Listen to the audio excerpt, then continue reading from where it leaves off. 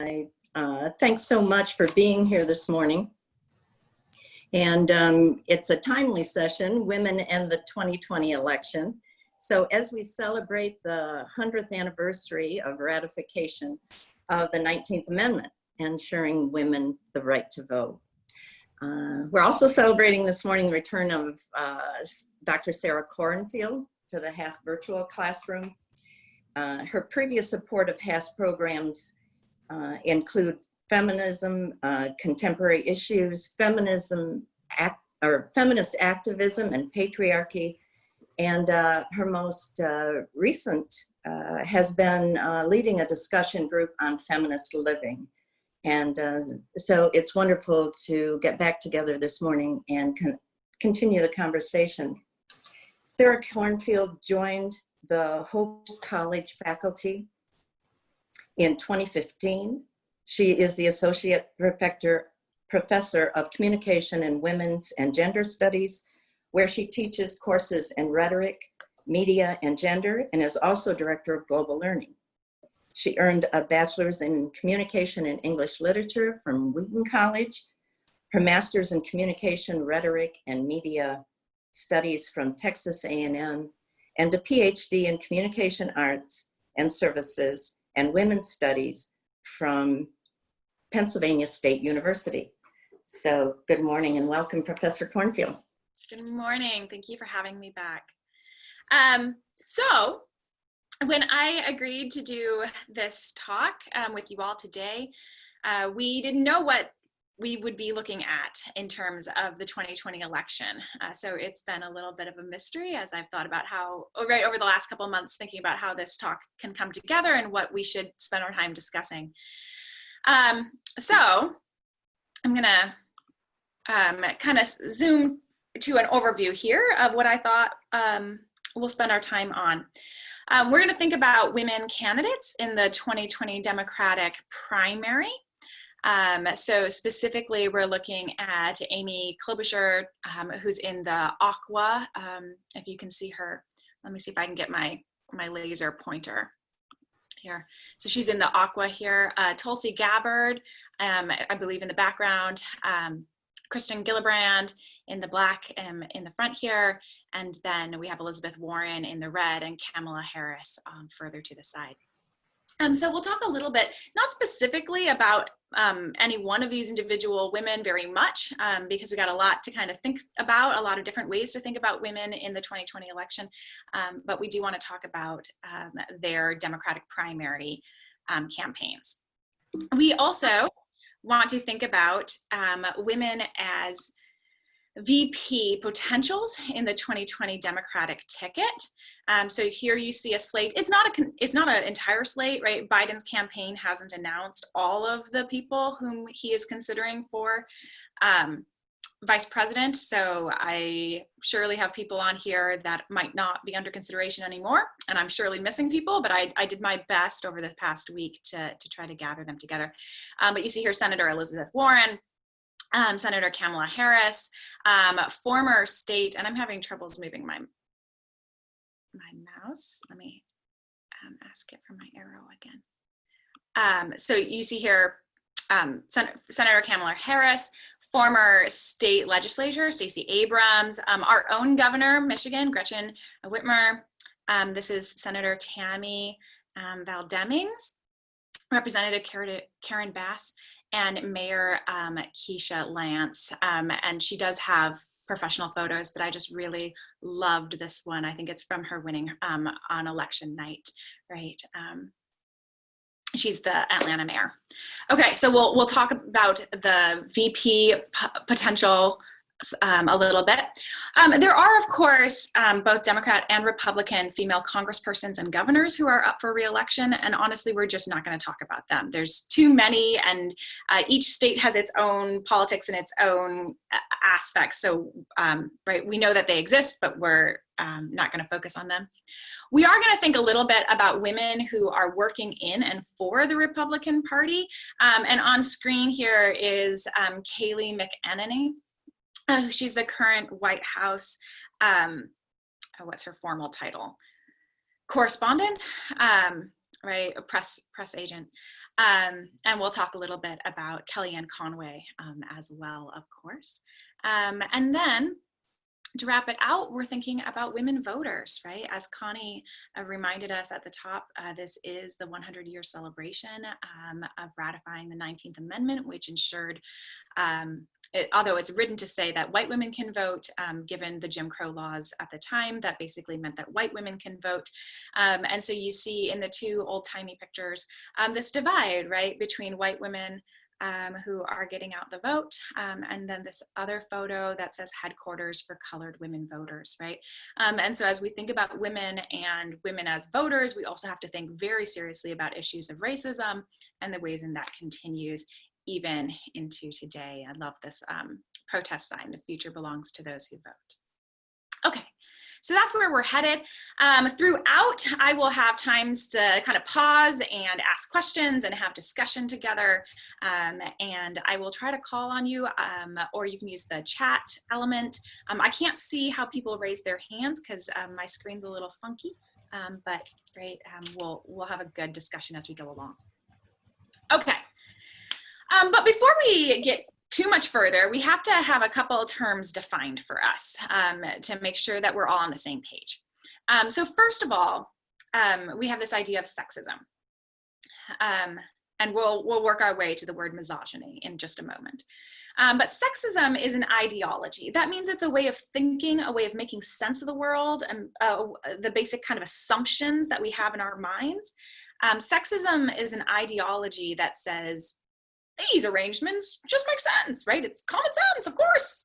And it's the idea that women are just more caring, more nurturing, or empathetic, right? Women are just well suited to be nurses, or all women love children, they should just be the teachers, right? So it's this assumption that women are a particular way, and in contrast, men are a particular way, right? And by the way, those assumptions are only true if you prime people by getting them to identify with your gender, right? So the research on this suggests that if you put a man and a woman in a room and there's a crying baby, right, at supper times, right, both of them will go and try to comfort the crying baby, sorry. So they're both going to act nurturing and empathetic. But if before you send the man into the room, you say, now remember, you're a man, then when he sees the crying baby, he'll be like, oh, I don't know.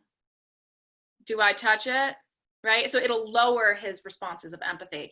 And if you send a woman into the room and before you send her in, you go, now you're very lovely. What a beautiful woman you are. Right? If you activate that kind of gendered thinking, then when she walks in and there's a crying baby, she'll be even faster in her response and more active in her response. Right? So what we're essentially saying is, if you prime people by telling them your gender is what matters, then all of these assumptions about what gender is spring to the forefront and people live them out.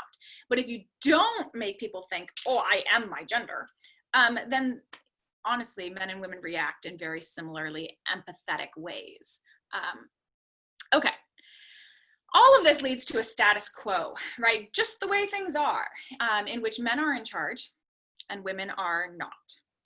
And that kind of status quo is what we tend to use the word patriarchy to describe, right? So patriarchy describes a social order in which men are in charge and women are not.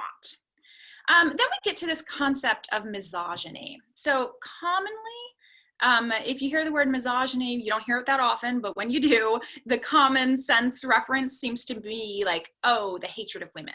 Right? If patriarchy is the assumption that men are in control and women are not, misogyny, people think, oh, that just means you hate women.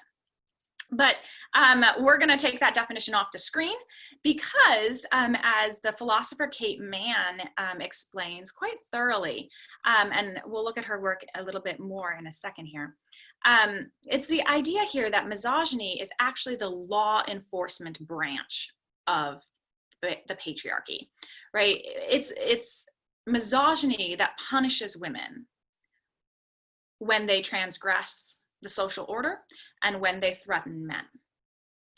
So here is Kate Mann's work. That's the cover of her book, Down Girl, The Logic of Misogyny. And you can see I've pulled some quotes here from a from an article where she was discussing her work, right? So she says this: sexism is the ideology that supports patriarchal social relations, but it is misogyny that enforces it when there is a threat of that system going away, right? So when something threatens the idea that men are in charge and women are not, misogyny comes back and says, right, down girl, right? That's her title of her book, right? Because it's misogyny that's going to come and say down. Kate Mann continues, I think most misogynistic behavior is about hostility toward women who violate patriarchal norms and expectations, who aren't serving male interests in the ways they are expected to. So there's this sense that women are doing something wrong, right? So if we assume that men should be in charge and women should not, then when a woman tries to be in charge, there's this sense that she's doing something wrong, right? That she's breaking our assumptions, she's doing something unusual. Right, there's a sense that women might be doing something wrong, that they're morally objectionable, or that they have a bad attitude, that they're abrasive or shrill or too pushy, right? But Mann writes, women only appear that way because we expect them to be otherwise passive. And then she concludes like this: misogynists often think they are taking the moral high ground because they're preserving the status quo. They're keeping things the way things always have been. They're doing the usual thing, right? And that can feel really morally superior. So they often feel that they're preserving the status quo, that they're doing what feels right to them. And they want to be seen as being socially and morally superior to the women they target. So this is kind of one of the opening premises, that, right, we live in a patriarchal social order, and that misogyny is this law enforcement branch, that when women get above their place, right, misogyny is going to come and reassert that social order. Okay. Pause for a moment for questions and discussion. Anything you guys want me to clarify here? If you're on a computer, I believe you can press and hold the space bar down while you talk, and that will unmute you, or you can type it into the chat.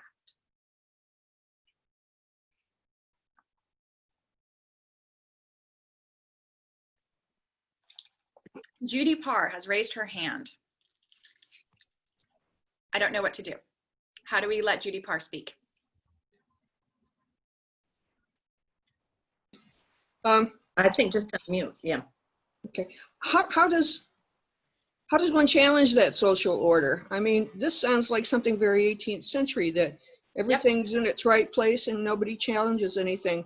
I mean, surely by now with our nation, we consider all of us children of God equals. And why hasn't that taken hold? Yes, Judy. Okay, so I see a note from Martha saying that I dropped my voice too much. I will try to be louder.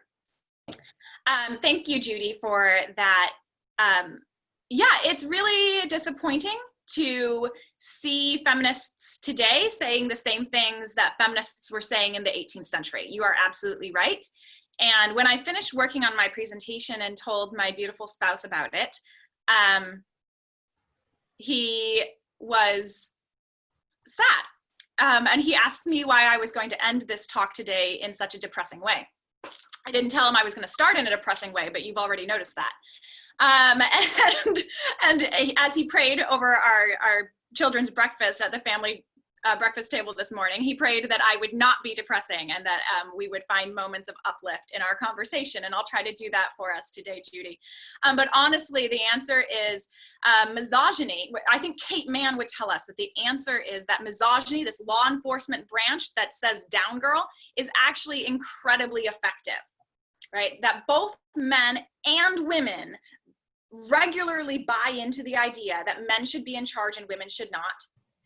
And the enforcement can be so strong. The enforcement, yeah, as we'll talk about when we look at the Democratic primary, is just really effective. And I think we'll have a moment for more questions and discussion. So if you're continuing to have ideas about this, we'll come back to it.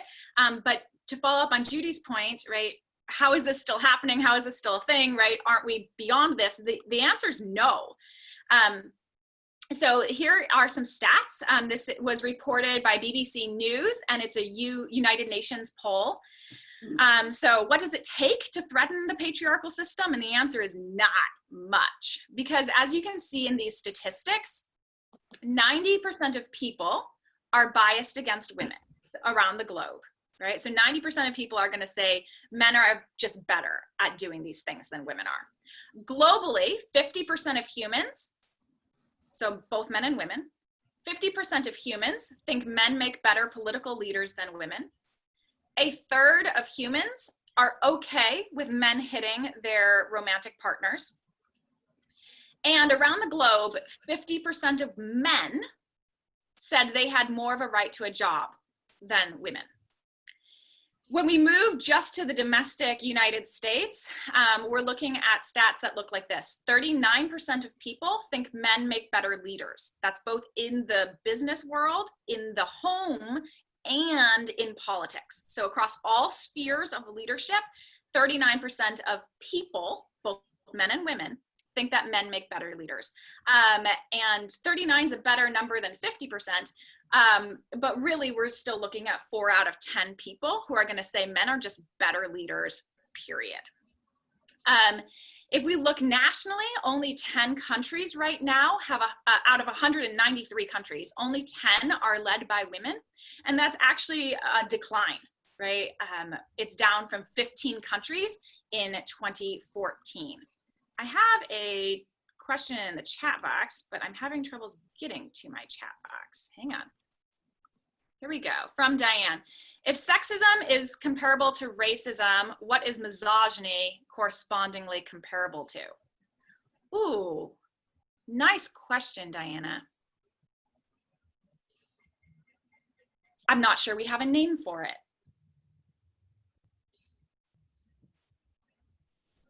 Yeah, I'm not sure.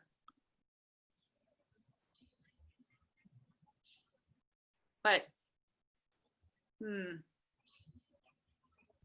yeah. Yeah, Diana, that's a great question. I don't know. Okay, so again, right, I said this was going to start off depressing, and we'll have some highlights, but we'll end depressed again. Right? If we're looking at the statistics, it really does bear out that the United States is a patriarchy, right? If 4 out of 10 people here think men just make better leaders, right? We're really living in a social order that assumes men are just built to be leaders. And we can assume that this misogyny is going to show up. And we don't have to assume it. We can actually look at it in real time. In response to Judy's question, yes, change is hard. It's very difficult. Who wants to change? Things are flowing, and change has always been difficult. And we're showing that with the women's place in leading the world. But who was the one that led in the home? Who was the one that did most of the parenting? It was the woman. Right. So we have people who are actually doing the work and people who get the credit for it, right? Who's leading in the home? In many cases, it's women who are doing all of the parenting, all of the domestic labor. But right, and this is actually a moment where we can really think maybe change is hard, and it's even hard for women who want change. Right. So if women are the ones who are primarily raising the next generation, then we have to think about the ideology that we have in our own heads and that we pass on to our children, to our sons and daughters who replicate this, right? As Judy noted, this has been going on for a really long time, that women have been making these claims, right? Seeking greater equality, right? And so we really do need to be looking for social change out there, but also in our own minds, in our own lives, as we go. Okay. So this is on screen. The picture is of the rhetorical scholar. She's in my field. She's a lovely, lovely professor. Her name is Karen Vasby Anderson. And for those of you who got the reading and had a chance to look at it, she's the author of that reading. She has spent almost her entire career studying the career of Hillary Clinton. And she writes this article after Hillary Clinton lost the 2016 election. So she studied Hillary Clinton as a first lady. She studied Hillary Clinton as a senator. She studied Hillary Clinton in the 2008 Democratic primaries as Secretary of State, and then in the 2016 election, right? So she studied Clinton for a really long time. And along the way, Vasby Anderson has learned a lot about the US presidency and what it takes to be president. So here's what she's talking about. She's talking about the idea of a change campaign. So what's a change campaign? It is when candidates claim to offer something new, something different from the incumbent president. So if you are challenging a sitting president, as Biden is about to do, right? Trump is a sitting president and he's going up for re-election, right? If you are challenging a sitting president, you run a change campaign, right? Like saying, we don't want 4 more years, right? Let's change the presidency. But if you are campaigning during a sitting president's second term, then the whole election is a change election because both candidates have to run change campaigns, right? There's no other option than change. The current president has to step down, Lord willing. Right, so Karen Vasby Anderson is writing about the 2016 election as a change election. Obama had to step down and we were going to have change. That change was either going to be Trump or Clinton, as it turns out. So she begins to help us think about categories and the ways categories work in presidential elections, right? So we have categories such as man, woman, but we also have categories like insider, political insider, part of the swamp, right? And outsiders, mavericks, right? We have the idea of change. Do you want change, something new, or do you want 4 more years, continue, right? And then we have this idea of a credible or a symbolic campaign. So this is a little bit dicey, and I've made you a little Venn diagram to try to show it. But what you see here is for somebody to run a credible campaign, for you to see them as a candidate and you think, yeah, I could vote for that person. That person could really become president, right? For them to have a credible campaign, they can be an insider, right? Like Obama was when he was up for re-election. They can be an insider and they can run a continue campaign. Hey, let's do it again, right? Hope, one more time. Or the way Trump is campaigning right now, make America great again. Again? How does his new campaign slogan go? Anyways, it's obviously a continuation of his prior campaign, right? It's a continue campaign. Or you can run a credible campaign as an outsider. I'm an outsider. I'm gonna shake up Washington. I'm gonna be change. I'm gonna be new. I'm gonna be different, right? And so you can run a credible campaign there. Or, where's my buttons? You can run a symbolic campaign, right? So you can be an outsider here, and you can run a symbolic campaign. A symbolic campaign is where you're running just to have your ideas out in the open, just to remind people that the Green Party exists, remind people that the Libertarian Party exists, remind people, right? So these are people who everyone sees their campaigns and thinks they have no shot at becoming president, but they're running these symbolic campaigns just to have their ideas circulated in the public sphere. Jo Jorgenson, she is the Libertarian candidate for the 2020 election. Her campaign is largely symbolic, and I would say it's entirely symbolic, right? She doesn't have, so look at her as an outsider. She doesn't have any experience in the political realm. She's a senior lecturer, so she's a professor of psychology at Clemson University. That's a lovely job. It comes with a lot of credentials, right? I'm all for it, but it doesn't have any sort of Washington experience, right? So she's definitely not an insider. She's absolutely an outsider. And then look at, this is really truly one of her posters. Prostitution is basically capitalism and sex. Which of those two are you against? I'm for both. So it makes me smile because lots of people are for capitalism and lots of people are for sex, but nobody ever campaigns on being happy about sex, right? Like it's just an outsider move, right? It's not how it's done, right?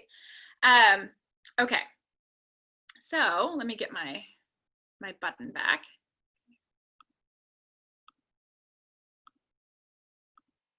Okay, so what happens here is that these things become really complicated when we begin to think about female presidential candidates.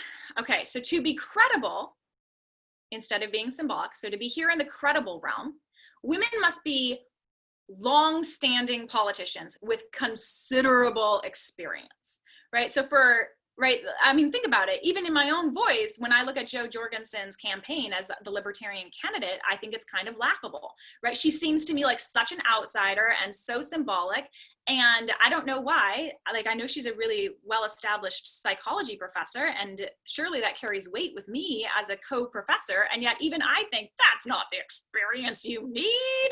What is she doing, right? So even to me, it feels like this outsider symbolic, oh, she could never run a country, right?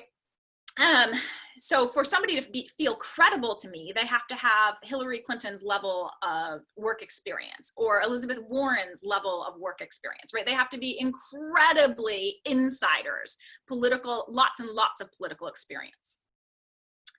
But this brings us into really dicey modes, right? Because as our author, Karen Vasby Anderson, explains to us, the only way for a woman to be credible is for her to have exceptional political experience. But this creates a paradox. Any electable, credible woman presidential candidate is simultaneously unelectable in a change campaign, because they can never be the outsider, right? They can never say, I'm an outsider, vote for me, I'm gonna be change, because they have so much experience that they are insiders, right? So women have to run change campaigns because they want to become president, right? They would be the change, the newly elected, but they can't ever win those, right? So here's my really complicated Venn diagram. You can see that female shows up over here, and it does overlap with a continue campaign and an insider campaign. So you can be a credible insider woman, but then you're considered power hungry and part of the swamp. Whereas if you're a female and you exist in this outsider, right, change campaign element, then you don't overlap with credible. You overlap with symbolic, and everyone just says, well, you're inexperienced. You could never be president. So Karen Vasby Anderson ends her article, for those of you who have already gotten a chance to look at it, she ends her article by saying, I've worked on female politicians and campaigns and studied them for the past 35, 40 years. And everyone always asks me, what can women do to get elected? What can women do better? What can the next female candidate do better? And she ends her article with the most depressing line. She says, nothing. There's nothing women haven't tried. There's nothing women aren't good at. The only way to get a woman elected as president is to change all of culture. You can't change the woman candidate because we've already got the best version of that that's possible. We've already got the most experienced women who run the tightest campaigns. Not Hillary Clinton's campaign. She does not run a tight campaign. But anyway, so she ends on that pretty depressing line, and I thought I'd open it up here for some discussion and questions. You can raise your hand, you can unmute yourself, you can type into the chat box. And we'll wait to give you guys a couple of minutes to gather your thoughts.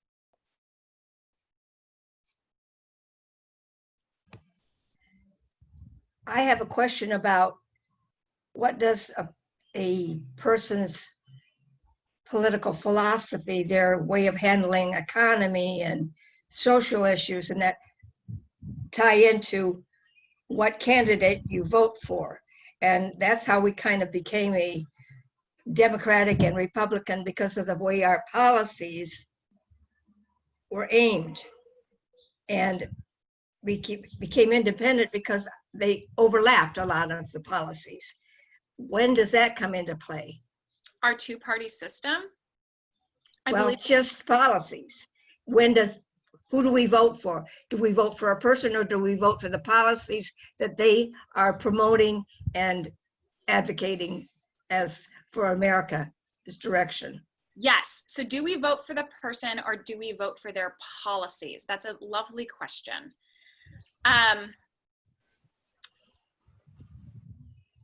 And I think the answer is that at this point, it's so intertwined, right? Once the presidency becomes televised, which happens, right, the slow change, the 1950s and 60s, right? Once the role of the presidency becomes so televised, we really aren't thinking about presidents simply as policies. We really are thinking about them as people. Maybe we've been doing that a long time earlier, but it really becomes just so tightly webbed together. Yeah, I don't know that we distinguish between policies or people. I know people pretend to, right? I know lots of people who say like, oh, well, I voted for Trump because I might not like him, but I wanted a Supreme Court justice or whatever. Or I didn't like Obama, but I voted for Obama because of blah, blah, blah, right? So people do try to separate them out, but I'm not sure how effective that is. In the chat, we have a question: what effect would Joe Biden picking women as vice president have on this calculation? That's a wonderful question, Tina. And I think we'll pick it up on the next slide when we talk specifically about what it means to have a vice president as Biden's pick. Pat typed into the chat, since women comprise roughly 51% of the population, my sense is that electing a woman president is much more threatening to the powers that be. I don't know about that. We'll talk about this more later, but women are really good foot soldiers in the patriarchy, right? Women tend to actually support the status quo. So it might be frightening if you see, right? We might think like, oh, a woman in leadership means all the women are going to uprise and oh my goodness, we'll have overturned the tables, right? It's not just one woman coming to the top, it's all of the women coming to the top. But women, as we'll see, will refuse to vote for a woman because she's a woman, right? So women are not a voting bloc at all. They don't operate as a set group. Okay, Trish is also asking about Biden's electability and the question about a woman vice president as a liability or an asset. So we'll move ahead there to look at the vice president situation. Okay, so back in March 2020, during a primary debate, Joe Biden said, I commit that I will, in fact, appoint a woman to be vice president.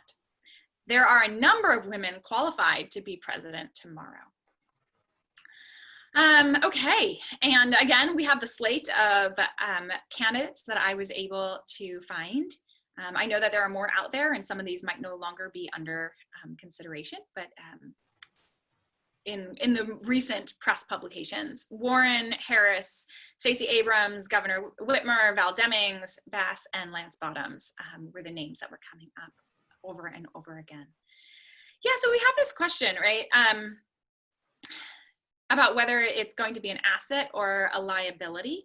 And to a large extent, I think the campaign thinks it's going to be an asset.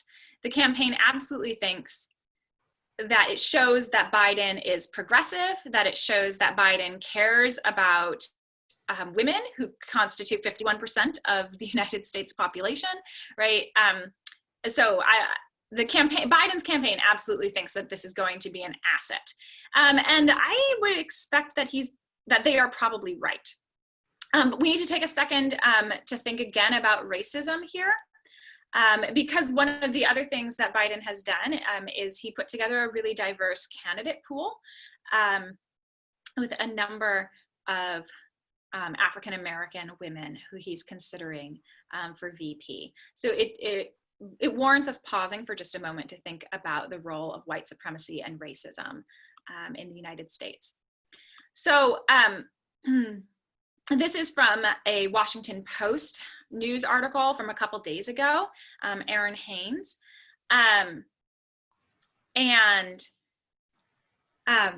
This is an interview question that was, so the quote on screen is an interview question that was asked of Amy Allison, who's the founder of She the People. And Amy says, the question for me is, do I believe an all-white ticket would meet the moment? The answer is no. We have a party that is the home of powerhouse women of color. Now more than ever, Black women in particular are being looked at by people of all races as leaders, right? So especially given this particular summer, which has come on the backs of years of protests about police brutality, Black Lives Matters, Say Her Name campaigns, right? Amy Allison is pointing out that the Democratic Party is known for having powerhouse women of color leaders.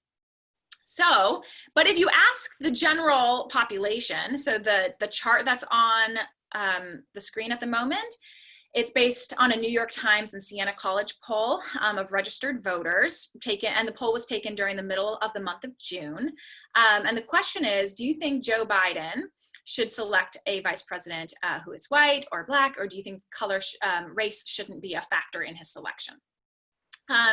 All registered voters are coming in, right? 80% say, oh, it shouldn't matter. 14%, yeah, it should probably be a Black woman. At the extreme, we have people who self-identify as very liberal, right? Then half say it shouldn't be a factor. Some say, I don't know. Others say it should be a Black woman. If we look down just at female voters versus male voters, you've got a little bit of a split there, but really not much, from 16 down to 11. Right, so some percentage changes there. Again, one of the things that is very clear about the Biden campaign, let me go back a screen, is this idea that having very visible women of color as potential candidates makes Biden's campaign look really progressive.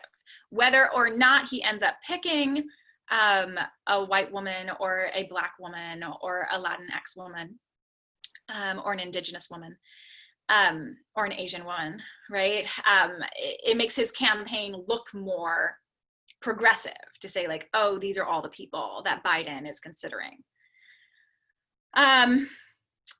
But we might really think that it could, if you look at the polls, you can think that it very much might be actually a liability to have a woman of color on the ticket because of the entrenched racism and white supremacy that exists in the United States voting population.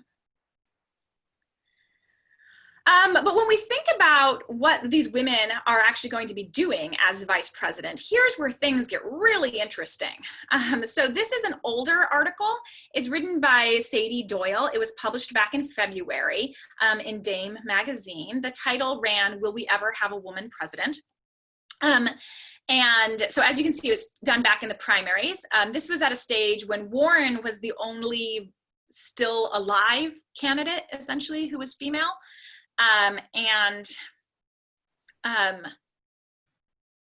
Her campaign was clearly going south.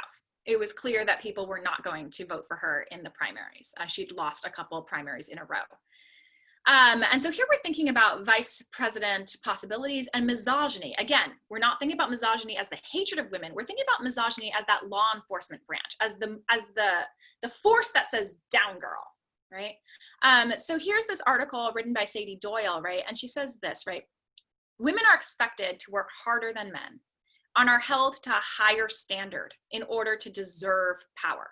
That's what we saw with all those Venn diagrams. In order to be credible, you have to be the most experienced, right?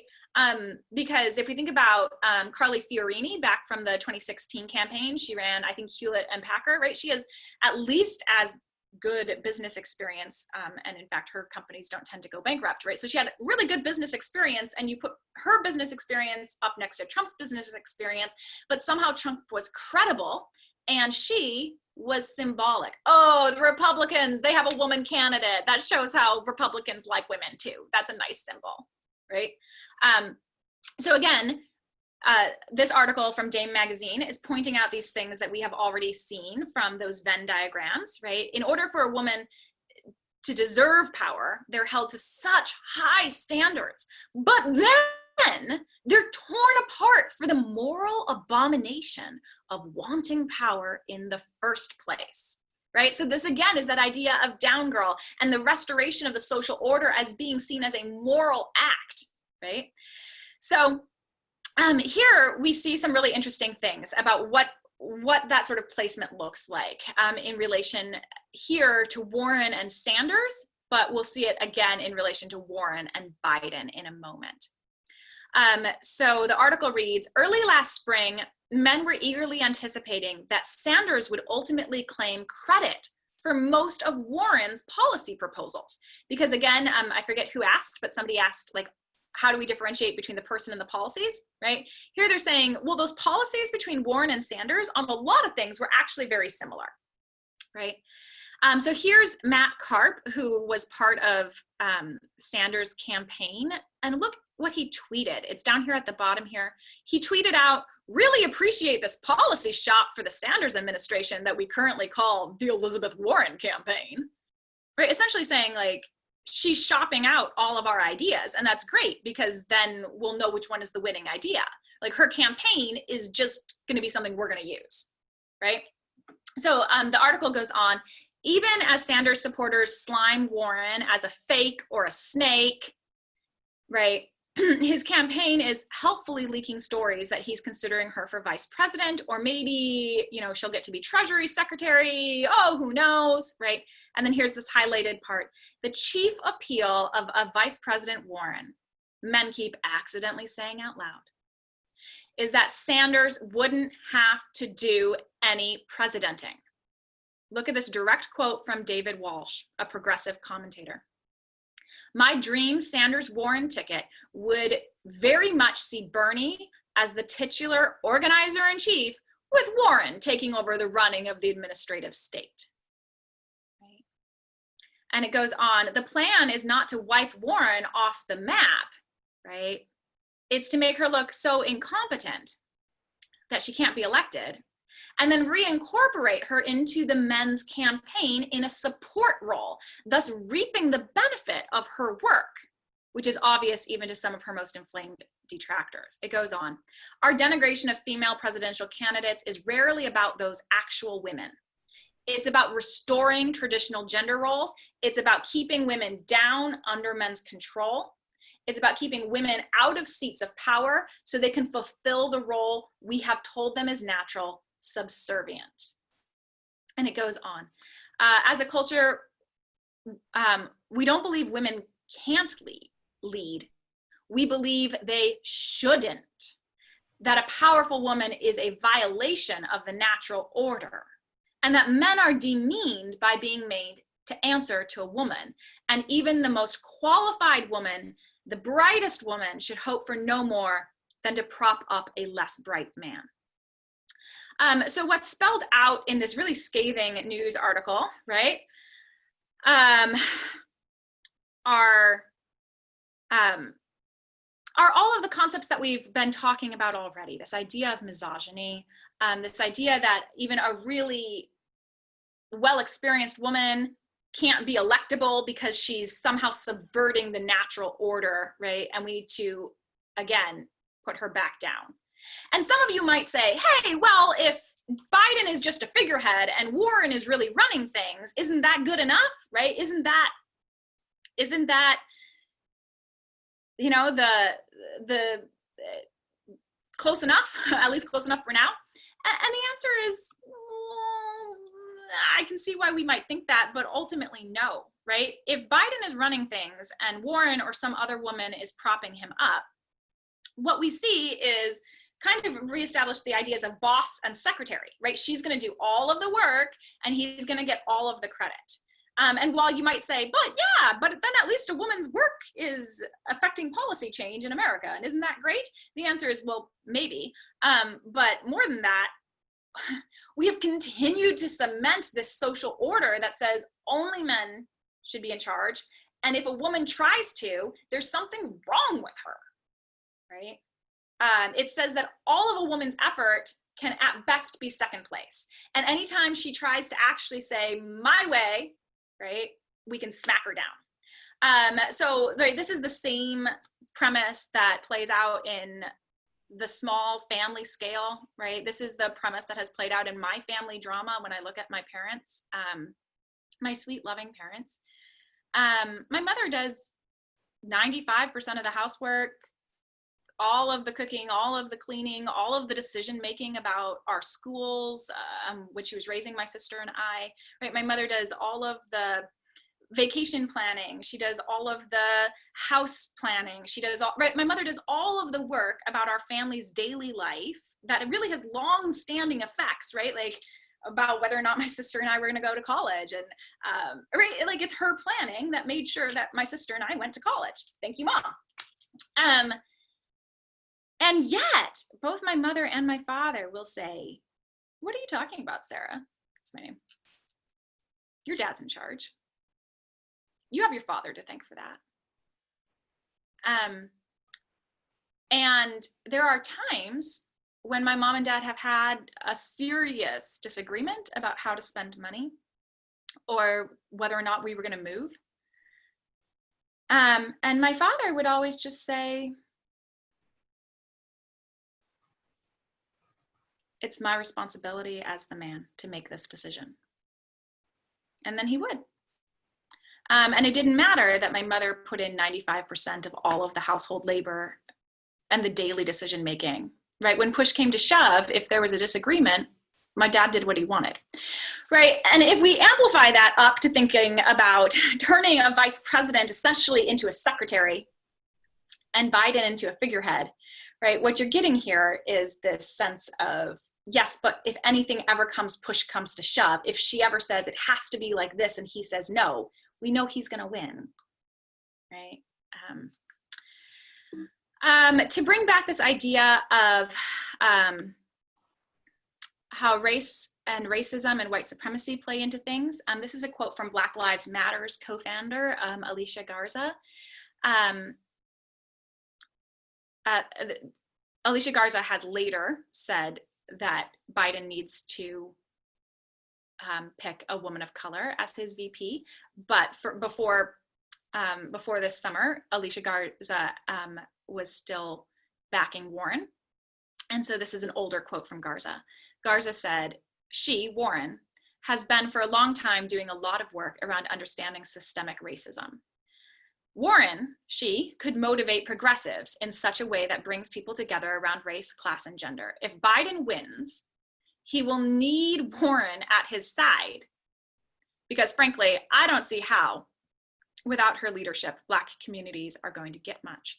All right, so Garza is quite rightly noting that Warren's done a lot more work trying to understand systemic racism than Biden has. Right, and we see Garza espousing this kind of like, maybe Warren can get something done, maybe Warren can prop Biden up, maybe Warren can make this work, right? And I know Garza is kind of already working within the system, right? Biden's already become the nominee, right? What do we have left to think about? Well, what are we gonna do with a VP? So she backs Warren for a while, and now she has said, I think it needs to be a woman of color. How do I get this to move on? There we go. So there's a lot going on in these questions of vice president and questions of racism and misogyny within the picking of vice president and what actually happens once you have a woman as vice president, as Biden has said we will. In the chat, we've had a question about the location. Suzanne said women in the lineup are from the north, south, east, and west, but central USA is not there. And Diana replied, Gretchen Whitmer is right from the Midwest here in Michigan, and Amy Klobuchar used to be in consideration, but she removed herself from consideration. So there were some more Midwesterners. Questions and discussions about the idea of vice president and this idea of propping people up, ideas of, yeah, how are you guys thinking about and responding to these ideas as we think about misogyny and the role of the vice president in the 2020 campaign? Use the. I'll look forward to a debate between Pence and a woman vice presidential candidate. That should be interesting. You know, I hope it is, John. Yeah, so what would a debate between Pence and a female VP candidate look like? I don't know what it would look like. I do know that it's so easy to tell women that they don't smile enough, or that they were mean, or that they went in, you right, like misogyny, that down girl move is so easy to say, oh, she was, you know, she, especially if the person is a woman of color, right? The word uppity, which has all of its racist background to it, you know, just to say, I don't know how a woman can debate Pence without seeming out of line, just from the very get-go. Just her very presence on stage, right, is a woman asking for power, and that feels. I have a question. Yes. When did misogynism take the place of chauvinism? Because the misogynism says they don't like women, but chauvinism just says they're better. Yeah, Suzanne, that's, you know, it's a little bit tricky because the words misogyny and chauvinism and patriarchy have kind of common sense water cooler definitions, and we're using them a little bit more specifically here today. So if we define patriarchy as the idea that men should be in charge and women should not, misogyny, you're right, we normally do think of misogyny as meaning I don't like women, but our authors for today, our theorists, are really suggesting misogyny is much more of it's whatever it is that takes to whack a woman, to say down girl, right? Whether it's calling her shrill or a slut, right? That's the move that pushes her down, and that's what we're defining as misogyny. Chauvinism, I would probably define as men's. So, okay, both men and women can be patriarchal, and both men and women can be misogynistic, right? I have certainly been shamed by plenty of other women. But I would describe chauvinism probably as men's ideas that they are better or have the right to do whatever they want, or a particularly macho version of masculinity. Well, I think that that's the way they are more now than just disliking women. It's just that we're better than you are. Yeah. At this. I have a comment. Can you hear me? Yes, I can hear you. Yeah, it's interesting to me that I think it's definitely well overdue to have a woman in a position of power in the government, whether it be president or vice president. But thinking about sessions we attended on race the last few weeks, I find the comment interesting, I find it interesting what the Biden campaign might be thinking about in terms of what the implications of having a black woman on the ticket means. Because if you believe in the racism that exists, whether it be explicit or implicit, having a black woman on the ticket, while one might outwardly say that doesn't bother me a bit, I'm curious how it would affect them in the voting booth. Yeah.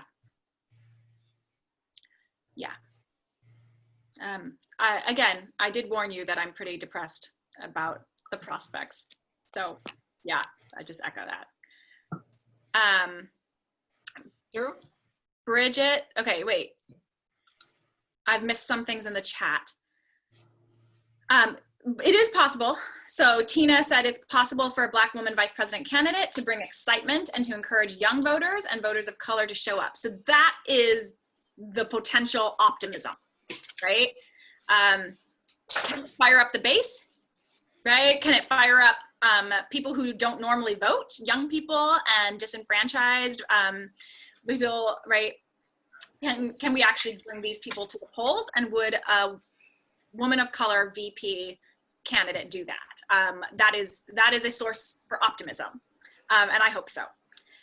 Trish has asked, misogyny, is it strong enough that having a woman VP with Biden's age turns women away? The fear of the VP becoming president by default. Yes. Yes, that is also a concern, right? That's the depressing question, right? And then Bridget has asked two sides to that one: Biden's age and the likelihood of a woman being president. Some people who think an old white guy is the same story versus an elevate, right? So yeah, two sides to that. And misogynists are going to vote for Trump, says Diana. Yes, but also no. So it's easy to say, yeah. But also, like, I know that the spirit of misogyny lives in me as well, right?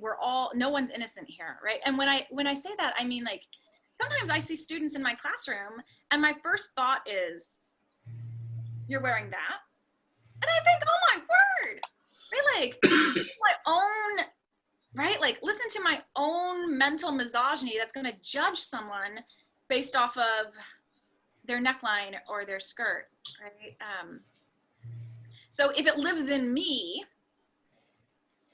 right? If it's the air we breathe, then we have a lot of work to do. How does youth activism play into this discussion? Asks Jean in the chat. I don't know. The youth are historically hard to get to the polls in November, and it's going to be tricky. Okay, go ahead. I think ultimately the decision of who the candidate is going to be based primarily or firstly on who's going to have the most positive effect on his winning, and then who has the least minuses. It's the decision's been made. We're going to have a woman, and so you got to find the right woman. But what ultimately is going to be the decision is who's going to be best to win the campaign. The other problems will take care of themselves after that. So Biden's campaign, yes, you are absolutely right, Mike. Biden's campaign is going to try to split the difference. The problems that we've seen, right? Okay, a woman might fire up heart of the base, or a woman of color might bring out young voters or voters of color, right? They're gonna try to capitalize, like, they're running a cost benefit analysis. Who's gonna bring the most benefits while losing the least amount of voters? They're gonna try to split the difference. And the question is whether or not they do the math right. Okay, we need to spend a couple of minutes here. We've got half an hour left, talking about women who work in and for the Republican Party. On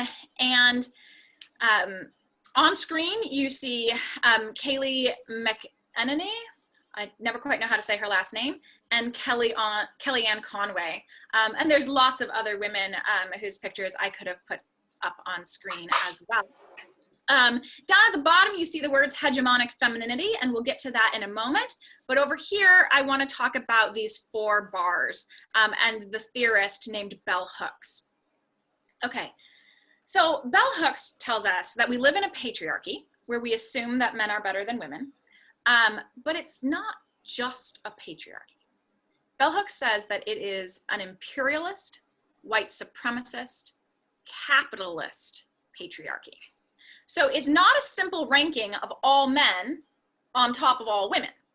No, and you and I know that in our daily lives. We know that not every man has the same amount of power or prestige, and not every woman has the same amount beneath. We know that there's a hierarchy among men and a hierarchy among women, and that these things aren't entirely stacked, but rather there's some overlap, right?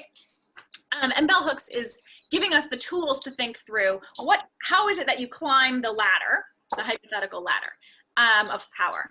And she says it's through imperialism, white supremacy, capitalism, and, right, of course, all of that is wrapped into patriarchy. Okay, so imperialist means to put the goods and needs of your country and your community at the expense of others, and in fact, to see others' land as something that is up for the taking. I can impose my will upon another country in order to get the best deal for me. I can shortchange another country. I can run ramshot over their trade or whatever it is that they need. So long as I get a good deal for us here, for us, right? then everything's fine. So that's the way of thinking that is imperialist. White supremacist. So we most often use this term in common everyday language when we're talking about neo-Nazi groups. And up in the chat, I saw somebody suggest that maybe this word white supremacist could be like misogyny, right? It could be the down move when it comes to racism. And in the way that is normally used, perhaps. But within the theory that Bell Hooks is explaining, white supremacy is a little bit more everyday. It's not talking about neo-Nazis. It's talking about the mindset that says, white people are good. White people are normal. Yeah. White culture is normal. Like, I don't even know if I have a culture. I mean, like, what's my national food? McDonald's? Ha ha ha. It's not like I'm, you know, whatever culture where you can say there's obviously the, right? Like, so white people have trouble noticing their own culture because it's so normal, right? So when we talk about white supremacy in Bell Hooks's ideas, what we're talking about is the idea of thinking white cultures and whiteness is good and normal, which means that everyone else is not normal. So you should be suspicious of them or fascinated by them or, well, that's okay and cute, but keep it over there, right? And then we have capitalism. This is the amount of your importance to the economy and how rich you are and how much you're going to value making decisions that are based about money as opposed to decisions that are based about people or land, right?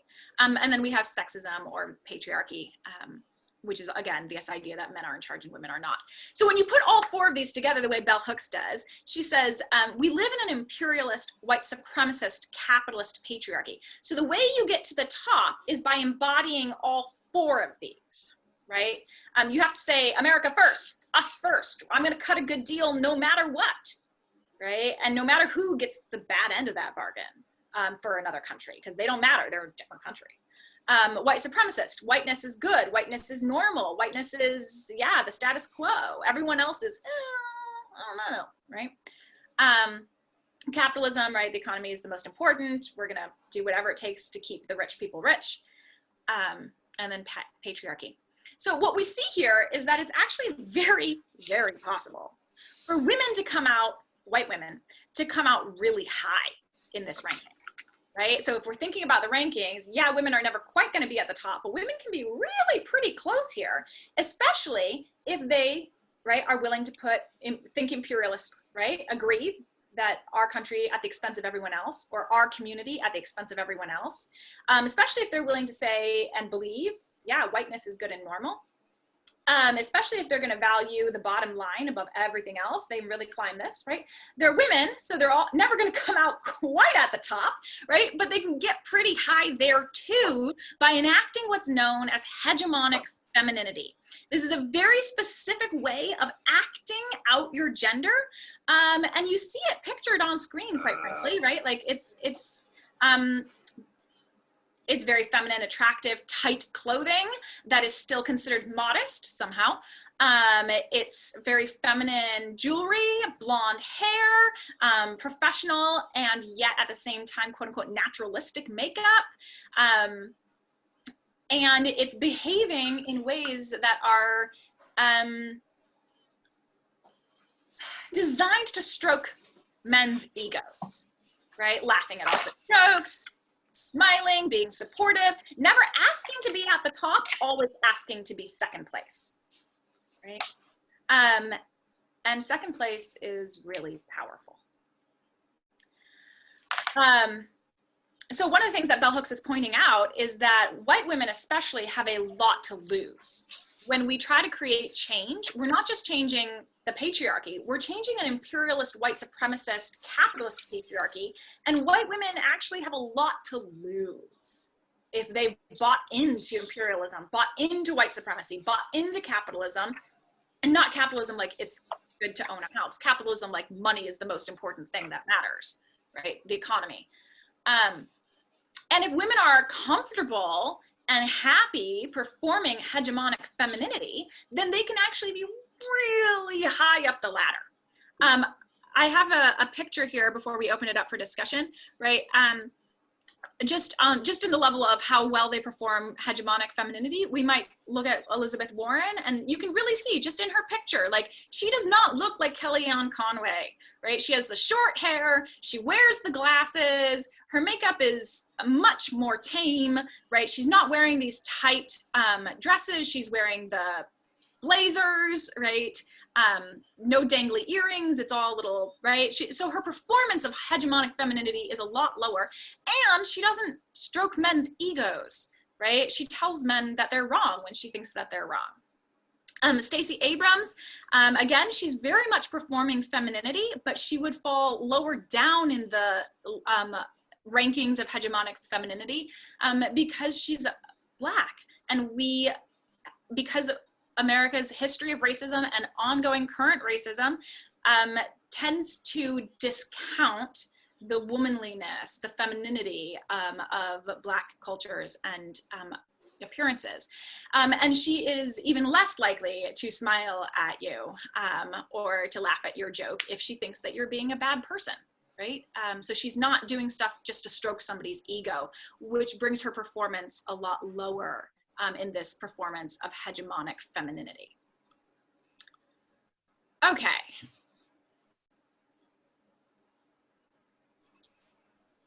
I think questions, discussion, Comments. comments. We saw the word prostitution early in this lecture, Yes. and I would suggest that hegemonic femininity is a form of prostitution. Would you agree? Ooh, I don't know that I'd go all the way. Symbolic prostitution? It's symbolic prostitution, sure. It's on the continuum, and yet I do it, right? I wear makeup when my dean is going to be in the room. Otherwise, no, right? Because I know I have better chances of him liking me, and therefore better chances of getting promoted if I perform hegemonic femininity for him. Isn't Kellyanne Conway? her husband, in an anti-Trump? Yes, Yes, Kellyanne sir. Conway's husband is very vocally anti-Trump. Do they need marriage counseling? Oh, sorry. Do they need marriage counseling? I can't begin to imagine. Deborah has written into the chat, we need to energize women and feel hopeful. I'm really sorry, Deborah. My presentation gets worse.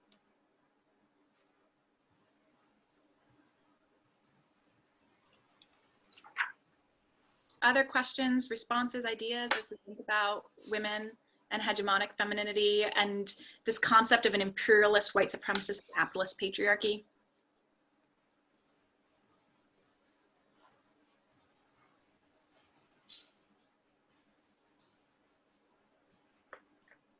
I commented to you about, do we all remember Barbara Jordan, a Black woman who was high in politics in Texas?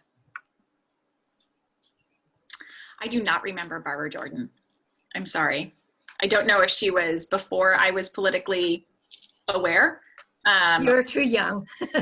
Sorry.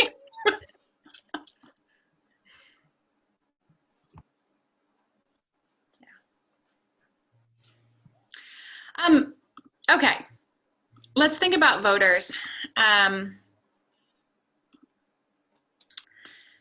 So when we're thinking about voters, we need to be thinking about the imperialist, white supremacist, capitalist patriarchy. So white women don't vote as a bloc. That's really, really clear. And I don't think I linked that to the statistics, but it's really obvious that white women do not vote as a bloc. And white women will not vote for a woman because she's a woman.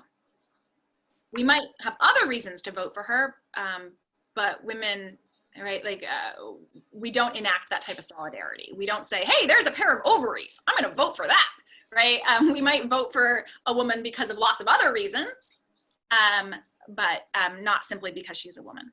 Women do vote for men because they are not women, right? So lots of women believe, for religious reasons, for social reasons, lots of women, white women especially, believe that only men can be good leaders. And so we saw some of that happening in the last presidential election, right? People who are just not able to vote for a woman because she is a woman. Okay. As we move into our closing discussion, we've got about 15 minutes before we're at time. So I just wanted us to think about the vote, right? And again, two different images, one from the now and one from the then, as we think about women in elections as candidates, as campaign managers, as press agents, as voters, as running mates, running symbolic campaigns, running credible campaigns. And we've covered a lot of territory, and I just wanted to open it up for discussion. I know that I have not been particularly optimistic, and I'm not particularly optimistic when I think about white women voters, right? We simply don't vote as a block, if I go back there.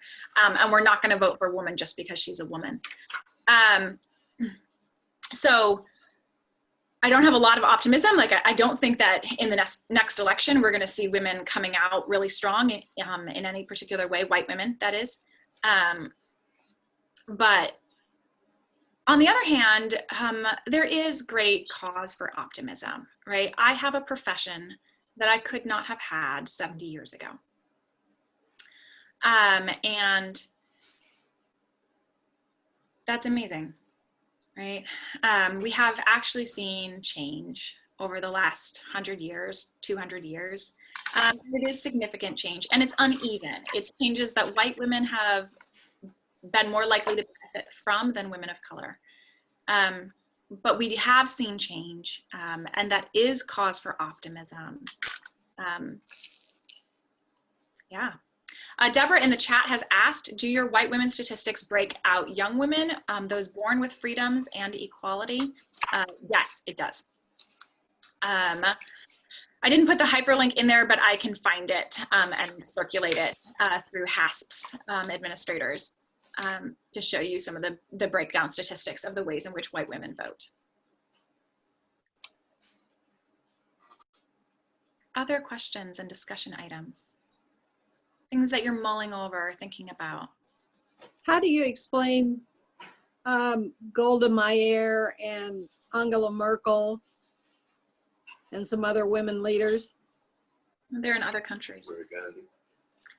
Are you saying these parameters only affect the United States? Is that what you're saying? No, I am not saying these parameters only affect the United States, but they affect us in particular ways. So some countries are more patriarchal than the United States are. Some countries are less. So we see in in New Zealand, I forget the name of their prime minister, their female prime minister. But if you go back to that opening poll that I had that said, right, like there's really terrible statistics about like 39% of Americans believe men make better leaders. That poll for New Zealand comes back at only 23% of New Zealanders believe that men make better leaders, right? So she's just the Prime Minister of New Zealand is simply working with a totally different culture where it's really only 2 out of 10 people who think that men should be leaders and women shouldn't, instead of 4 out of 10 who are willing to vocalize that, right? So really different sorts of situations. Oh, I didn't mention Sarah Palin. No, I did not. Oh, Sarah Palin. So if we think back to her role in the 2000 campaign. Yes. 10. Sorry, I had to get the math right there. If we think back to her role as a 2000 campaign, she was chosen in part because, what's his name? Okay. John McCain. Thank you, John McCain. Whew. John McCain really needed to shake up his campaign. He needed to do something big to make headlines again. He was not doing very well in the national polls. So he announces Sarah Palin as his VP. It's a big shakeup. It's a big media splash. It's a really big moment. Boy, should they have vetted her better to make sure she knew things and could survive more political interviews, but still.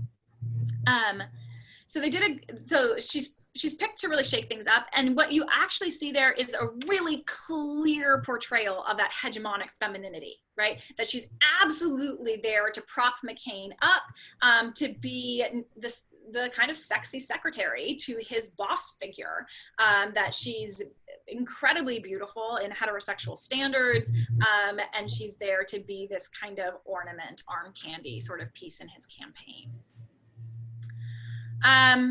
Okay, we've got a lot of questions in the chat here. Larry asked if 39% of people in the US think men should make a better leader.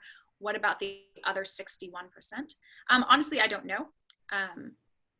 The stats didn't break out in all of those details. Yeah, but I guarantee it's not that women should be in charge. Tina Pollack asks, I don't think it's necessarily a bad thing that women don't vote for women based on gender only. It should be a goal for all voters in an ideal world. Yeah. I mean, honestly, people asked me in the 2000 election, like, oh, you're gonna vote for Palin, right? And I was like, and they were like, she's a woman, right? And I lived in Texas at the time. And so the Republican Party had all of these t-shirts that said like, vote like a woman. And yeah, right. The idea here is a pair of ovaries does not make you a good leader. A pair of testes does not make you a good leader, right? Like we should not be voting for people because they have ovaries or testes. We should be voting for experienced, kind, smart, compassionate people. Pat Denner says, I have a question. Pat, do you want to unmute yourself and ask it? Yes, I've been watching that series on PBS on women's suffrage and the history of getting the vote. And I was surprised to see that there were white groups and African-American groups that worked together until it came to fighting for the 19th Amendment. And then the white group jettisoned the African-American groups because they felt it would be a detriment. Do you feel in today's environment that we can be pretty certain that that's having a woman of color be a vice presidential candidate, that, you know, or are we dealing with something that's a big unknown? I don't know. I don't know. Yeah, so this is a question that the Biden campaign is gonna try to decide, right? Is it a detriment to have a woman of color as his VP? Is America so white supremacist? And I mean that not just by saying, yeah, we have a lot of neo-Nazi groups, but I mean that by saying, is the assumption of whiteness being so normal, so right, that having a woman of color is gonna distance a lot of voters?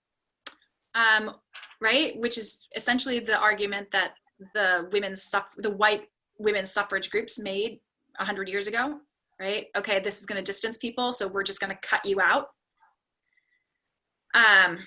right? Or can it actually be an asset? Can it actually say, you know what, this is going to fire up a bunch of people who haven't voted recently, and this is going to be the direction we're going to go. And I know, like, here I am as a little idealist. I told you I was going to be all doom and gloom and pessimism, but here's my little ray of sunshine. Can we just pick the best woman for the job? Right? Can we look at women's experiences and say, you know what, Val Demings or Stacey Abrams is just amazing at her work. I don't know. Okay. We have a question here. I don't see stats on Hispanic voters, and even less the participation of Hispanic women. Why is that, and is it changing? The answer here is because the breakdown on Hispanic voters hasn't been pretty prominent in the last couple of news cycles, so I didn't put any of that data into this presentation. Right, the question is all about race relations and racism in terms of white and black, and the current recent riots, and well, protest movements, and police brutality, right?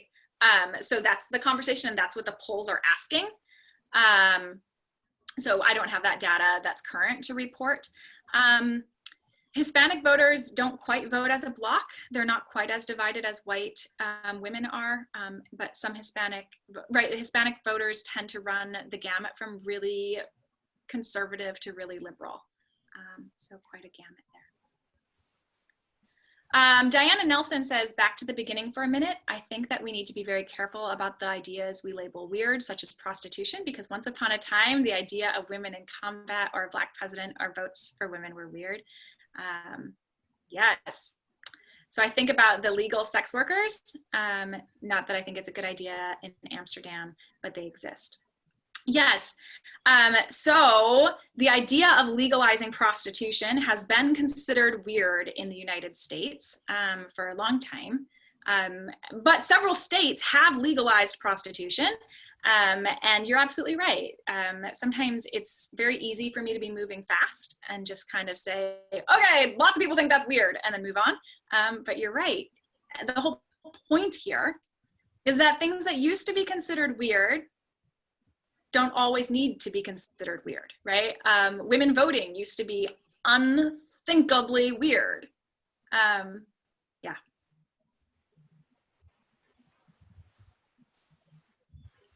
I think the role of the church in things had always been a big influence, as it is still today. But we notice that now churches are accepting women as leaders in their realm more than they used to. That's a sign of hope. Yeah, it is.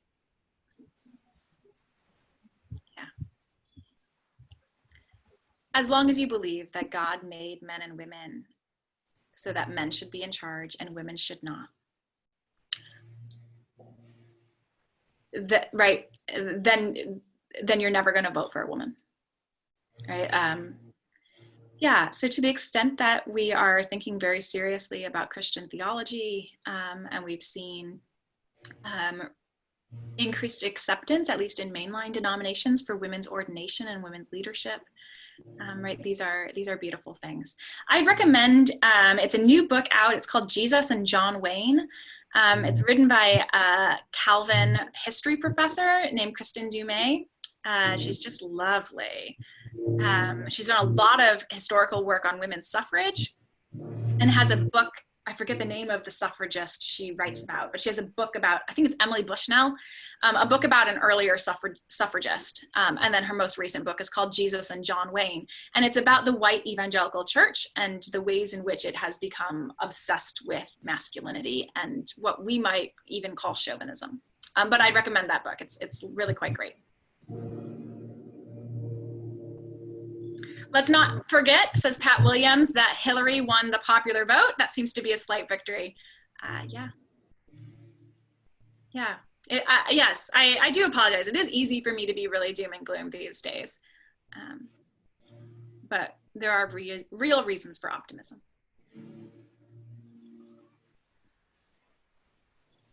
Sarah?